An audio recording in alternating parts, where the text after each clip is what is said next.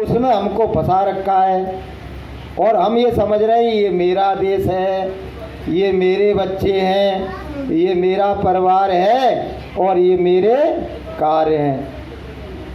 अगर गुरु महाराज नहीं कहते ना, समझाते नहीं, तो जैसे संसारी रह रहे हैं वैसे हम रह रहे होते। कोई फिक्र ही नहीं होती हमारी, कोई चिंता नहीं होती और हम सहज में ही काल के जाल में फंसे रहते कि आ बैल मुझे मार। क्या कहते हम? आ बैल मुझे मार। खोटे कर्म करते और वो सींग मारता, वो 84 में भेजता, वो नरकों में भेजता। इसलिए जीवन में गुरु मिले, गुरु का ज्ञान मिला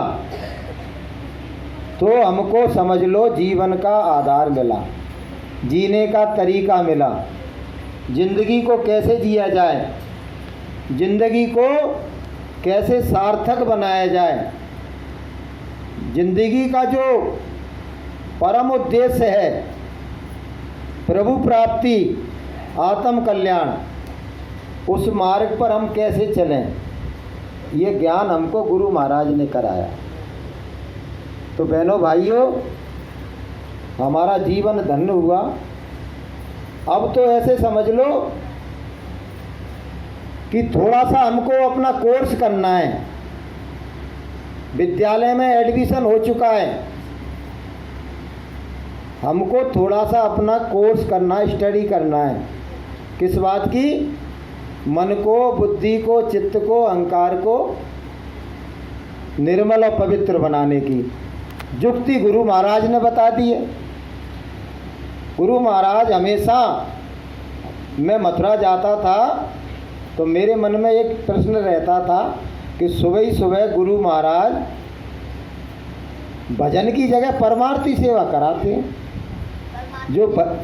हाँ, परमार्थी सेवा बताएंगे आपको। जो परमार्थी सेवा है उसको प्राथमिकता देते हैं और जो समय भजन का, उसमें ये नहीं कहते हैं बच्चों बैठ के भजन कर लो, कभी नहीं कहते थे। सुबह जगह एक प्रार्थना गवाई पंडित जी से और बोले चलो, बोले परमार्थी सेवा में। सुबह की सेवा परमार्थी सेवा, यही तो करते थे। जो सत्संगी भाई बहन जाते थे मथुरा, उनको मालूम है कि वो परमार्थी सेवा कराते थे। तो ये जो कार्य हम कर रहे हैं सुबह अर्ली मॉर्निंग, ये परमार्थी सेवा का ही कार्य है। बोलिए प्रेम से। और ये कार्य भजन से ऊपर है, क्योंकि गुरु महाराज ने हमेशा परमार्थी सेवा को प्राथमिकता दी। तन की शुद्धि के लिए, मन की शुद्धि के लिए, धन की शुद्धि के लिए, अंतःकरण को पवित्र और निर्मल बनाने के लिए प्रथम परमार्थी सेवा करना अनिवार्य है। अभी बताया ना आपको कि पहले तो गुरु महाराज अपने संरक्षण में अपने सामने परमार्थी सेवा कराते थे और उनको मालूम था कि ऐसा होना है। तो जाते जाते कह गए कि बच्चों, शाकाहार का प्रचार करते रहना।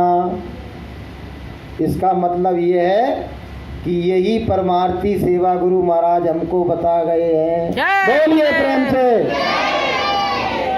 हमको ये कार्य करना है और जो ये कार्य करेगा उससे गुरु मेहरबान रहेंगे, प्रसन्न रहेंगे और एक ना एक दिन जो मेरे ऊपर भव बंधन लगा हुआ है, भव रोग लगा हुआ है, गुरु महाराज की दया से वो भव बंधन खुलेगा, भव रोग का निदान होगा और एक दिन मैं अपने उस अवचल अविनाशी धाम में गुरु की कृपा से वासा पाऊंगा, जहाँ ना मुझको बार बार जन्मना पड़ेगा और ना बार बार मरना। कभी साहब ने कहा कि साधो वा घर को चलो, जा घर काल ना जाए।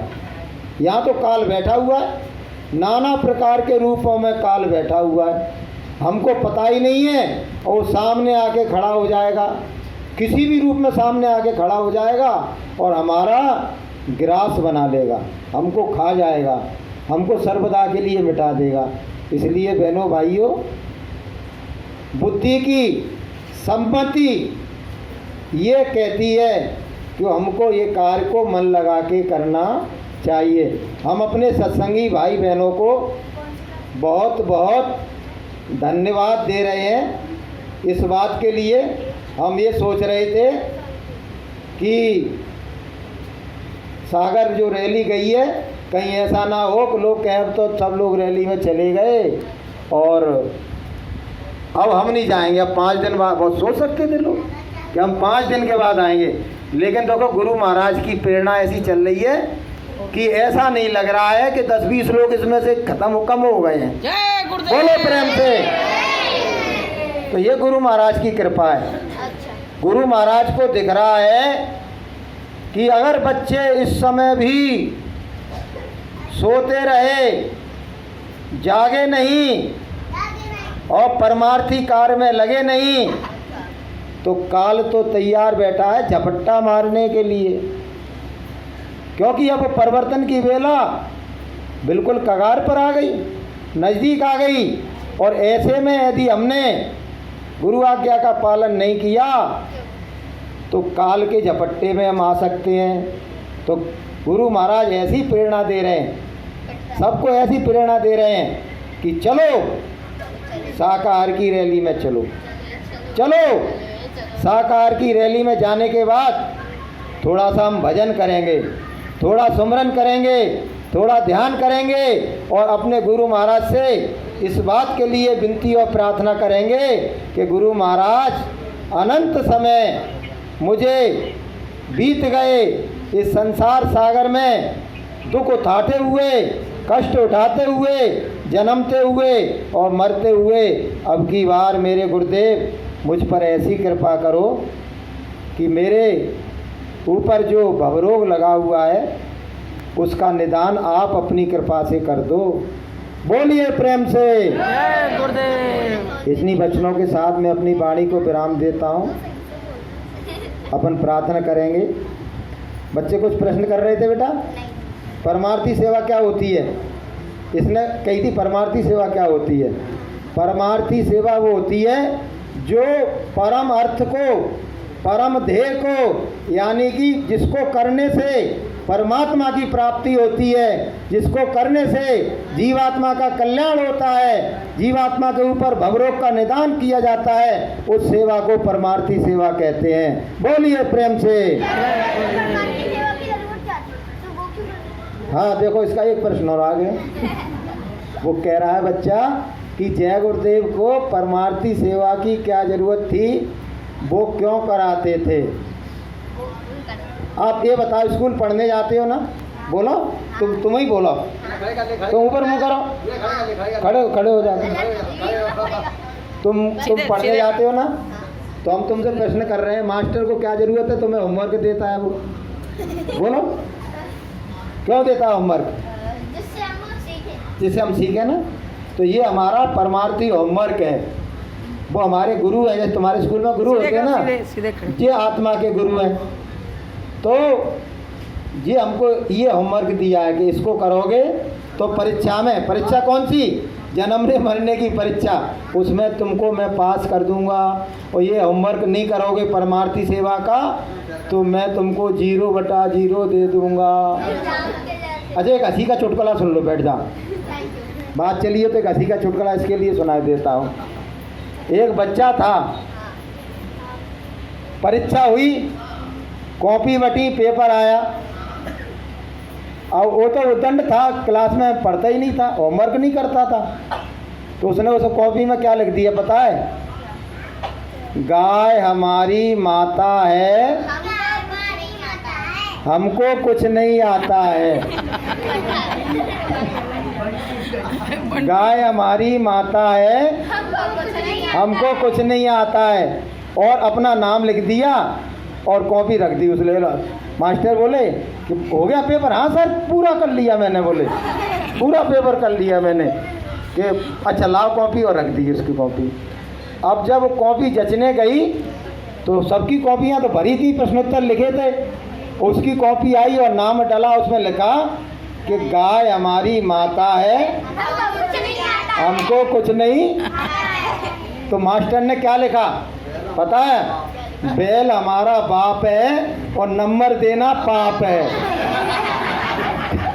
और 0/0 उसमें 0/0 उसमें रख दिया और मास्टर ने भी अपने दस्तखत कर दिए।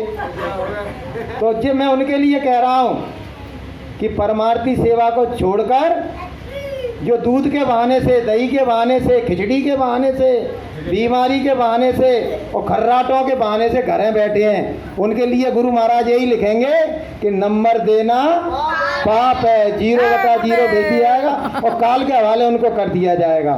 तो बोलिए प्रेम से। चलिए कल के लिए क्या नाम है आपका? हाँ खड़ी हो जाओ। आज तो समय हो गया, नाम बताओ अपना। जीवन देवी। देखो ये भी मकबरा में जाती हैं, गुरु महाराज का संदेश सुनाती हैं। इनके मन में ये रहता है कि सर जी और मैडम जी हमको समय ही नहीं देते। नहीं, कल का इनके यहाँ नहीं है। तुमको कल समय दिया जाएगा, तैयारी करके आना है, यहाँ तुमसे बुलवाया जाएगा। बैठ जाओ, बोलिए प्रेम से। प्रार्थना के बाद बताया जाएगा कल कौन के यहाँ है, ठीक है? खड़ी हो जाओ। अब प्रश्न नहीं, कल के लिए रखो प्रश्न।